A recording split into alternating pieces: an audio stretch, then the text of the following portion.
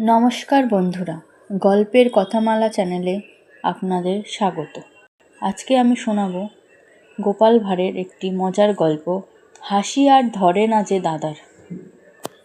গোপাল গ্রামের এক মহাজনের কাছ থেকে কিছু টাকা ধার নিয়েছিল। আজ দেব কাল দেব বলে সে টাকা আর শোধ করতে পারেনি।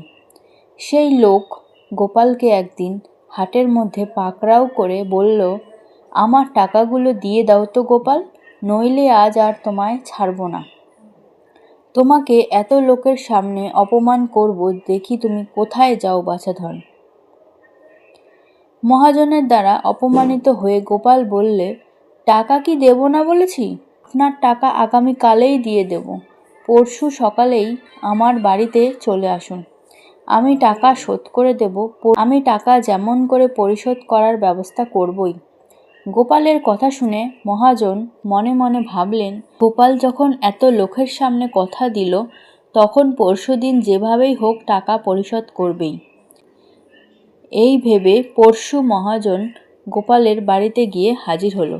কই হে গোপাল, টাকা দেবে বলেছিলে, দাও, আমি ঠিক সময় মতো এসেছি। মহাজনের ডাক শুনে গোপাল বাড়ির বাইরে বেরিয়ে এসে বলল, কাক ভরে ছুটে এসেছেন, দয়া করে বাড়ির দাওয়ায় একটু বিশ্রাম করুন। আমি যত তাড়াতাড়ি পারি আপনার টাকা পরিশোধের ব্যবস্থা করছি। আপনি কষ্ট করে এসেছেন প্রাণের টানে, তাতেই আমি কৃতার্থ। আমার বাড়ি আজ পবিত্র হলো। মহাজন তো এখনই টাকা পাবে মনে ভেবে নিশ্চিত হয়ে গোপালের বাড়ির দাওয়ায় বসে হাঁটু দোলাতে রইল। কিছুক্ষণ পরে গোপাল আর গোপালের বড় ছেলে সামনের খোলামেলা বেশ বড় বাগান ছিল, তাতে 5 হাত অন্তর বেশ কয়েকটি নারকেল চারা পুঁততে লাগলো মনোযোগ সহকারে। তা দেখে মহাজন গোপালকে অস্থির হয়ে বলল, এ কি করছো গোপাল? আমার যে বেলা হয়ে যাচ্ছে, কাজকর্ম আছে যে, গদিতে যেতে হবে, বাড়িতে লোকজন আসবে, শীঘ্র করো।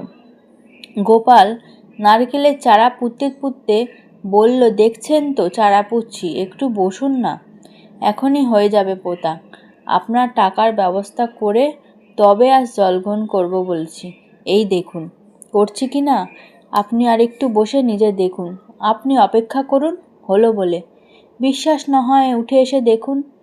কাজ শেষ করে গোপাল কাছে এসে দাঁড়াতেই মহাজন জিজ্ঞাসা করল, সেই থেকে তো বসেই রেখেছ, একটা তামাকও দিলে না, যাক কই টাকা দাও। গোপাল মুচকি হেসে বললে, এতক্ষণ ধরে তো আপনার টাকা শোধের ব্যবস্থাই করলুম মশাই, তার মানে তুমি তো এখন নারকেলের চারা পুঁতলে, আমার টাকার ব্যবস্থা করলে কি করে? গোপাল বলল, এই যে নারকেলের চারা পুঁতলাম, তাতে নারকেল গাছ হবে, এবং এতগুলো নারকেল গাছে যা ফল হবে তা তো আর কম নয়। 2 বছরের নারকেলের টাকায় আপনার সব দায় দেনা শোধ হয়ে যাবেই। আপনাকে যখন কথা দিয়েছি আজই টাকা শোধের ব্যবস্থা করব, তাই ব্যবস্থা করে দিলাম। 2 বছরের জন্য নারকেলের ইজরাও আপনাকে দিয়ে এলুম। আর ভাবছেন কেন? ধরুন আপনার টাকা বলতে গেলে নিশ্চিন্তে পেয়ে গেলেন সুদ সমেত। গোপালের কথা শুনে পাওনাদার হাসবে না কাঁদবে ভাবতে ভাবতে শেষ পর্যন্ত বেচারা হেসেই ফেলল। গোপাল বললে, এখন কি না টাকাটা নগদ পেয়ে গেলেন বলে হাসি আর ধরে না যে দাদার।